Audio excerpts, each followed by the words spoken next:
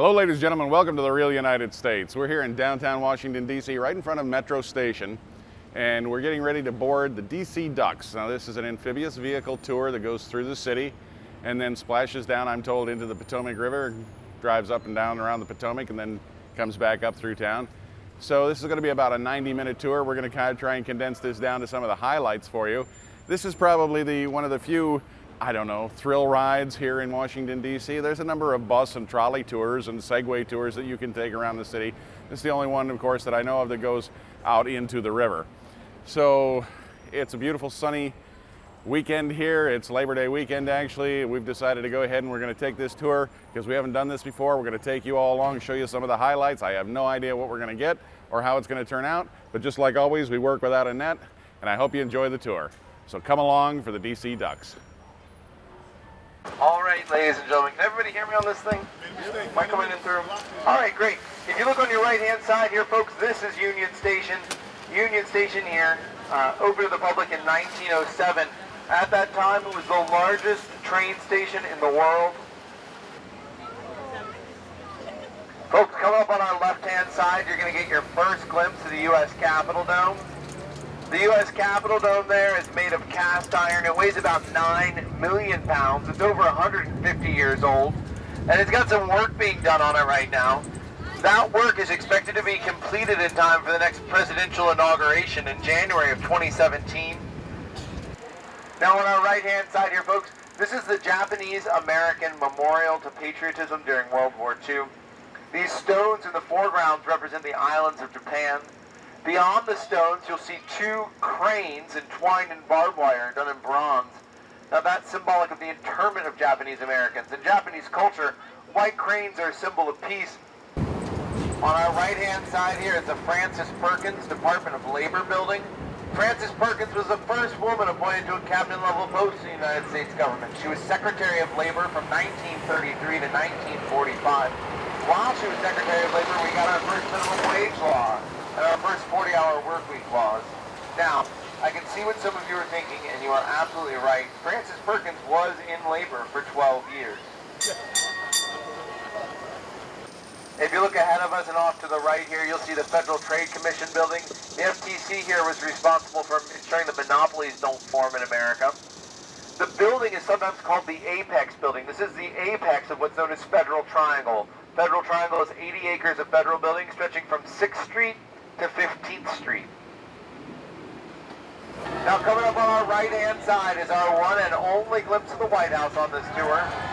Look to your right. I cannot stop in front of the White House, but I certainly can slow way down.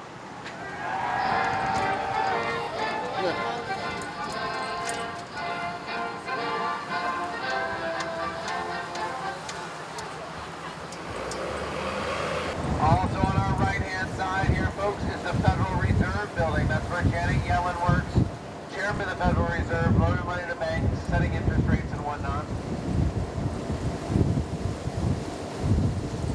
On our right-hand side here, these golden statues you see are the virtues of peace and war. They were a gift to the United States from Italy in 1950.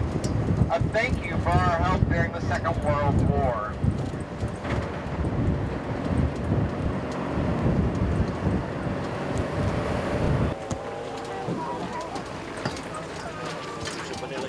It's like, watch out, be careful, don't go down there.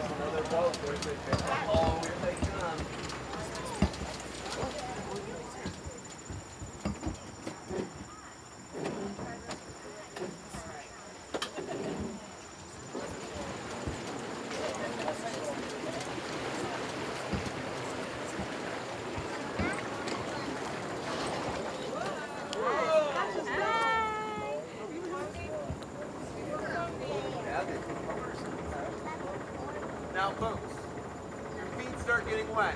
Please let me know right away.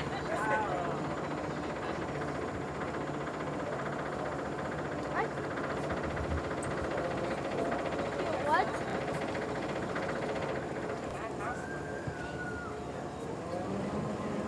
Kawaii, how deep are we going?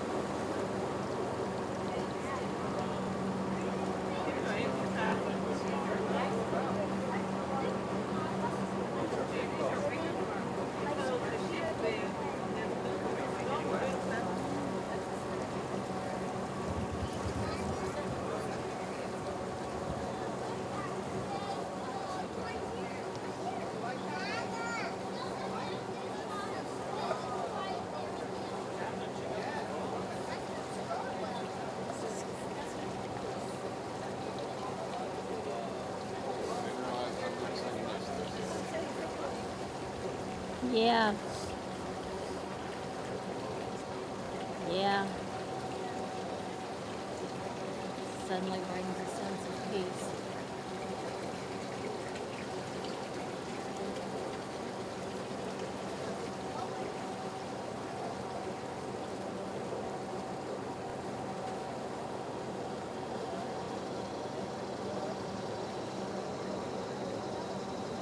Now, folks, if you look off to your right here, just coming into view from behind the trees is the Pentagon building. The Pentagon was built between 1940 and 1941. It took about 18 months to build. It is the world's largest office building at over 6 million square feet. It's home to the entire Department of Defense.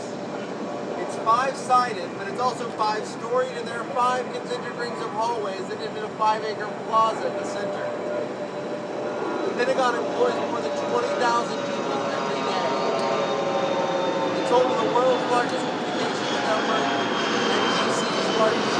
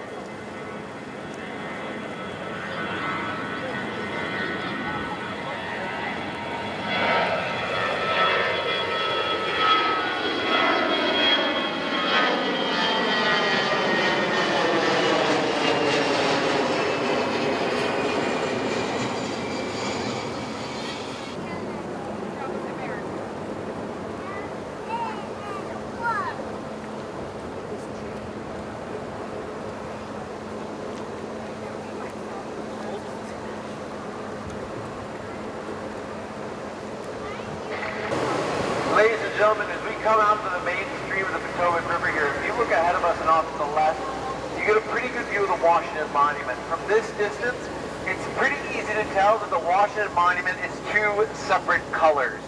So guys, I just want you to appreciate how hard it was for me to time both the Metro train and the Tropicana train and us. It takes a lot of coordination on my part and on the engineer's part. So I just want you to understand that. Oh, the airplanes are easy.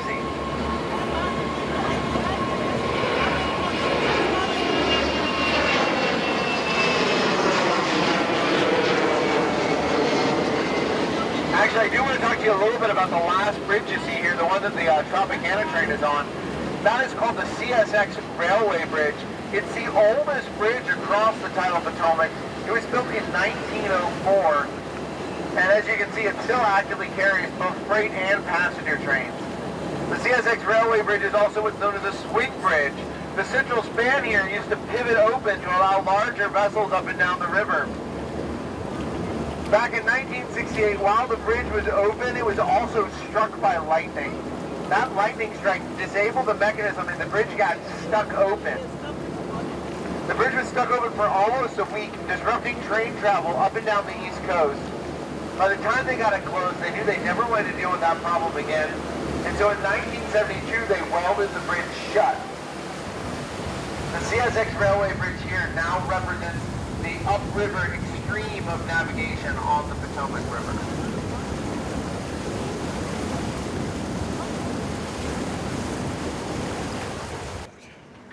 All right, folks, let me take a minute now and tell you a little something about the duck boat we're on. Lame Duck here was built in 1945. It's what's known as a DUKW.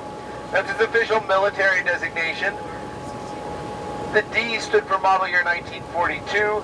The U meant that it was amphibious. The K meant that it was all-wheel drive. And the W meant that it had a dual rear axle. Now these DUKWs were absolutely instrumental to the Allied strategy during World War II. Prior to the invention of the duck boat, if you wanted to invade a continent like Europe, you had to seize a port city where there were docks and cranes and all that apparatus necessary to unload a ship. However, once the duck boat came along, all of that went out the window. Now, all you needed was a safe place to anchor your cargo ships offshore and a sandy beach you could drive the duck boat up. That's exactly what you find off the coast of Normandy, France. During the invasion of Normandy in June of 1944, more than 6,000 duck boats worked 24 hours a day for 6 weeks, offloading men and material. All of these duck boats were built in St. Louis, Missouri at a General Motors factory there. That factory employed mostly women. Those women built more than 21,000 duck boats in less than 3 years. That means they were building one duck boat every hour, 24 hours a day, 7 days a week, 365 days a year. Of those 21,000 duck boats, 18,000 of them went overseas and were never re-imported. Because of that, you can ride on duck boats in Ireland, England, France, Germany, Denmark, India, Australia, New Zealand, Thailand, Singapore, Hong Kong, the Philippines, and in Japan. Not to mention that you can ride on duck boats in Hawaii, Alaska, Washington, California, Texas, Arkansas, Missouri, Tennessee, Ohio, Illinois, Wisconsin, Pennsylvania, Florida, Georgia, Rhode Island, Massachusetts, and in Maine. Now, not all of these operations are running historic DUKWs like this one, but they are all running some descendant of a DUKW.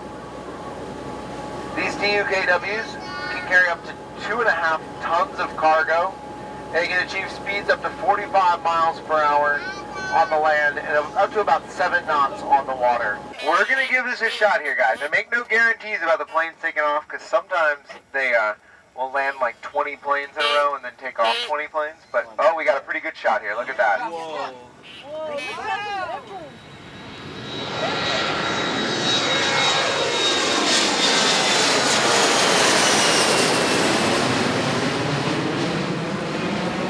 So, I know this, I watch this happen a whole lot, professionally speaking.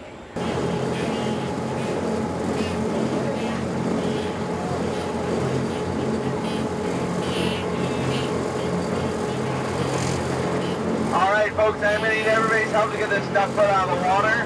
When I count to 3, I need everyone to start quacking and keep quacking until we're all the way out of the water. 1, 2, 3, let's hear some quacking.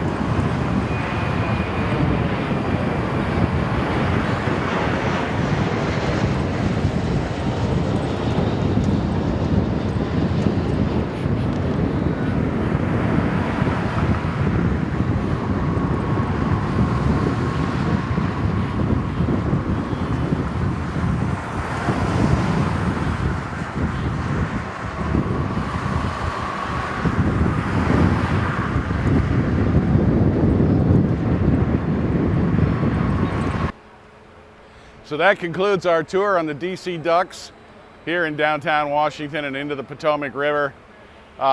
It's kind of a long tour in something that's designed for utilitarian purposes and not really for comfort, but it was a lot of fun. We got to see a lot of cool stuff. Very hard to film from this, so if you're planning on coming down and filming from something from this, be prepared for a real challenge.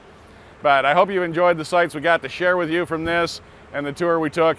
I hope that you'll pick subscribe and come along for the adventure. If you've got questions or comments, leave them in the comments section below. We love hearing from all of you. I try to get back to everybody I can. And as always, thank you for watching.